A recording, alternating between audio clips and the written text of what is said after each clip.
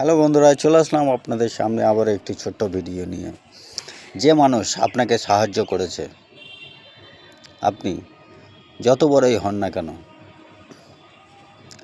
তিনার সেই সাহায্য কখনো ভুলবে না।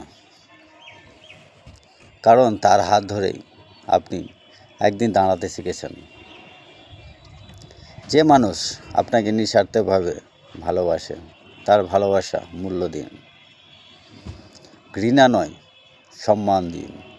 কারণ ভালোবাসা পাওয়া খুব সহজ নয়, কিন্তু একবার হারালে আর ফিরে পাওয়া যায় না।